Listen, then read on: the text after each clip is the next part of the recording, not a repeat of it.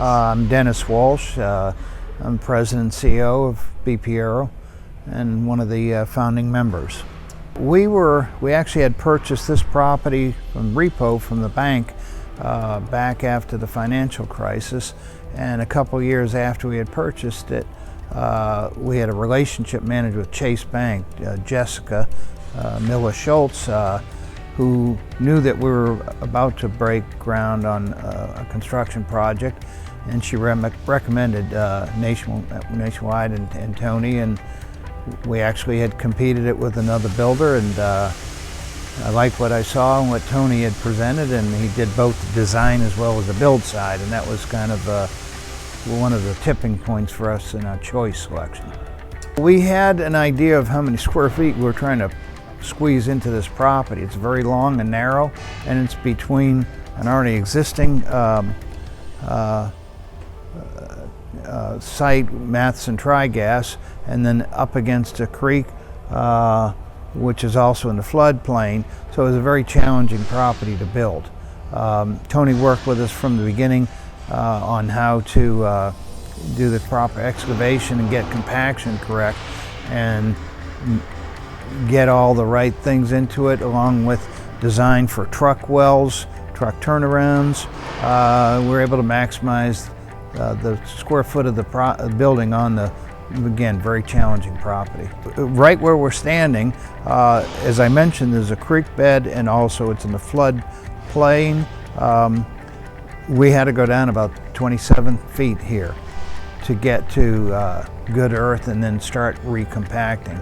So we had thousands and thousands of yards that had to be rolled from one section to another, but that was very important so that we wouldn't get any heaving of the floor, and it would hold up from an integrity standpoint well after the finish of the job.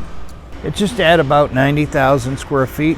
When we were building, we had a concern that if our business operation was not successful, we did not want a building that was a single purpose use. So the building's actually designed for what we have a need for it, but it also has electric panels at all four corners, so that it could have been divided into 4 office warehouses, so that we would be able to market the product later. But for our purpose, you can see it's very high bay, 34 feet.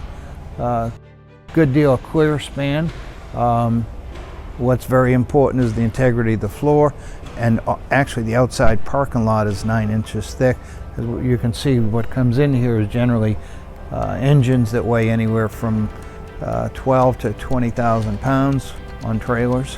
So again, the concrete integrity was very, very important. The building on the site is very, very long and narrow. I think if I recall, we're just around 750 feet long and just over maybe 300 feet wide. So to be able to get the building in along with parking, I would consider it a fairly complex project. I think that the Tony's subs that he has on his team, particularly the concrete folks, they were first class. This is our second project that we've done. We built another building about a quarter mile from here with a competitor. I thought that the subcontractors were a step up from the other GC. I think every project has some challenges. Roofs never get completed without some kind of leaks. We chase those down.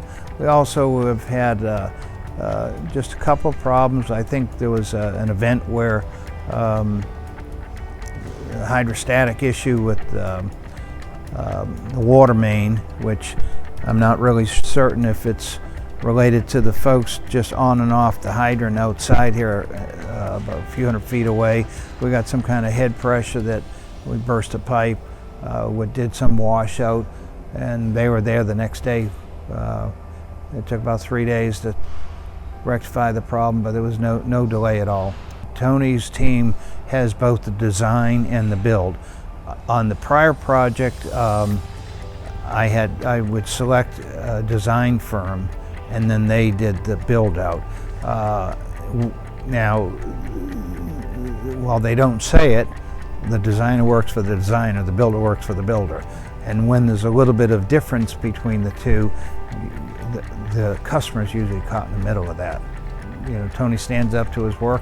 I would also say that Tony was very price competitive.